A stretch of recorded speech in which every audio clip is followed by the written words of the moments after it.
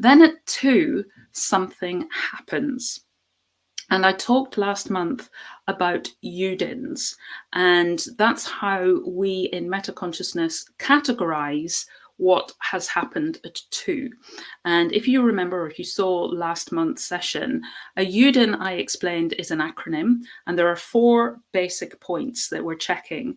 And if we tick all 4, then that is a UDIN, and it's a form of trauma.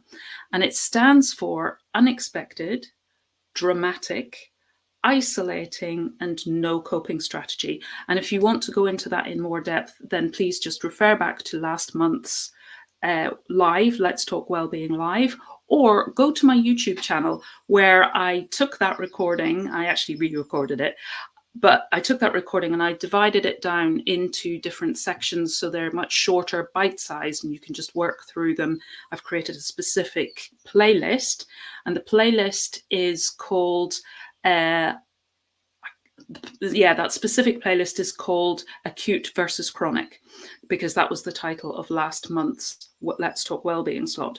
And as I say, that whole session, it was about an hour, so I broke it down into smaller, more bite-sized chunks, looking at each aspect of what I covered in that slot in isolation. But of course, if you want to watch it on YouTube, I've linked each of the videos, so you can just carry on and watch all of it if you have time to do that, or if you prefer to watch it in smaller pieces.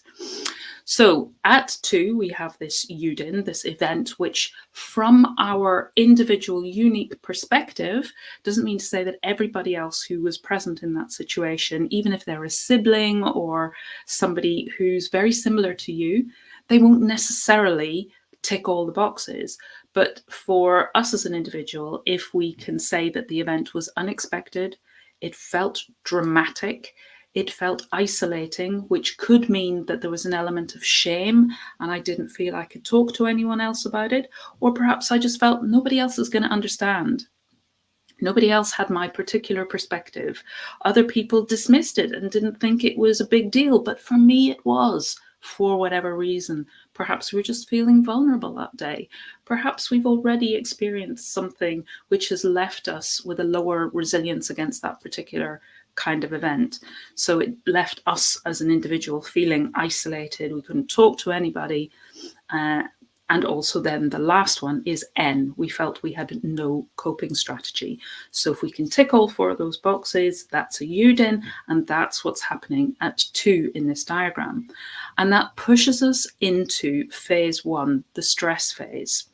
And I'll talk a little bit more about what happens in that phase in a moment. But basically the body is making adaptations. It's changing in some way. It's trying to process the stress of that UDIN, the energy of that UDIN. And again, I went into that aspect of it in more depth in the last session, and you can watch more about that on YouTube on my channel, Wild TV.